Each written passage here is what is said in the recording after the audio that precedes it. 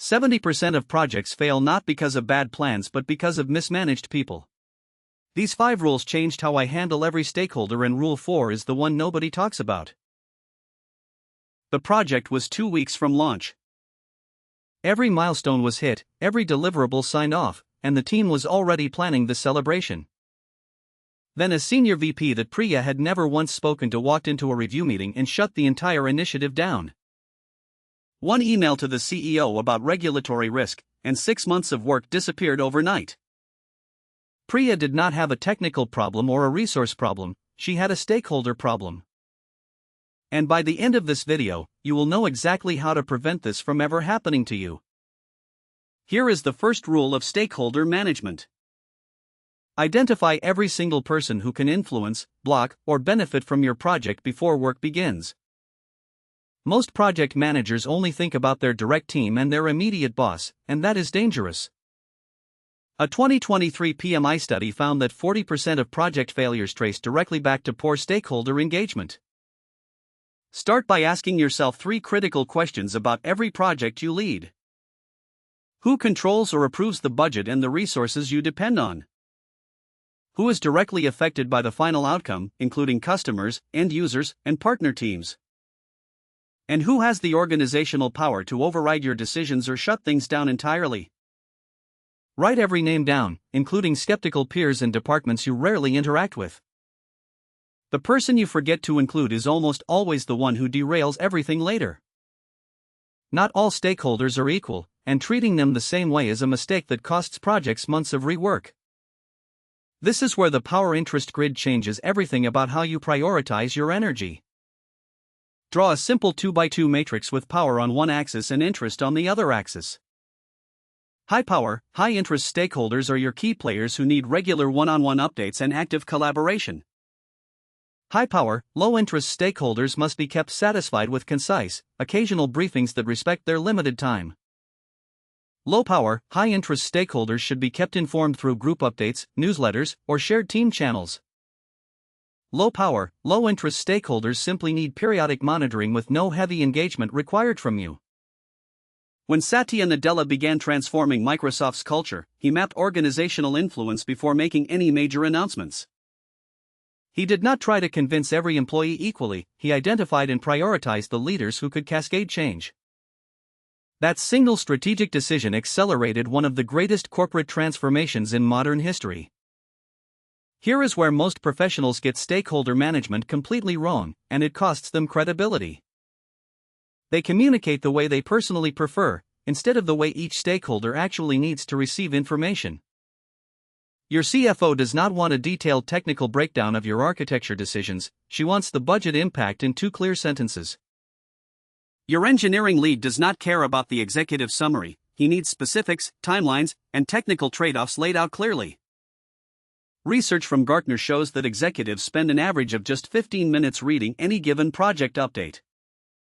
That means every single word in your status report has to earn its place on the page. Build a tailored communication plan that defines what each stakeholder group needs, how often they need it, and through which channel.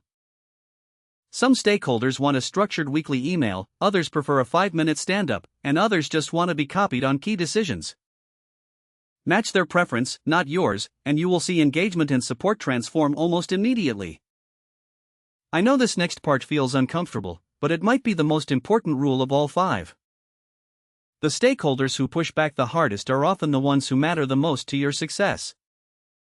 Resistance is not a problem to avoid, it is valuable information about what people genuinely care about. When someone objects to your project, they are revealing their priorities, their fears, and their personal definition of success. A product manager at Amazon once shared that their most difficult stakeholder eventually became their strongest executive advocate. The turning point was one simple question they asked in a private meeting with that stakeholder. What would need to be true for you to fully support this initiative going forward? That single question shifted the entire dynamic from confrontation to genuine, productive collaboration overnight. Do not wait for difficult stakeholders to escalate their concerns in a public forum or leadership meeting. Schedule an informal conversation early, ask about their worries before those worries become formal complaints and organizational roadblocks. The best stakeholder managers I have ever worked with all share one defining trait that sets them apart. They practice radical transparency, even when the truth is uncomfortable and the news is bad. They do not hide problems or spin setbacks as hidden opportunities that nobody actually asked about. They say clearly, here is what happened, here is what it means for our timeline, and here is what we are doing about it. A Harvard Business Review study found that leaders who shared project risks early were 30% more likely to retain executive sponsorship. Trust is not built in a single impressive presentation or one perfectly formatted status report to leadership. It is built in small, consistent moments of honesty over weeks and months of working together. Deliver on small promises before you ask anyone for big commitments or additional resources for your team.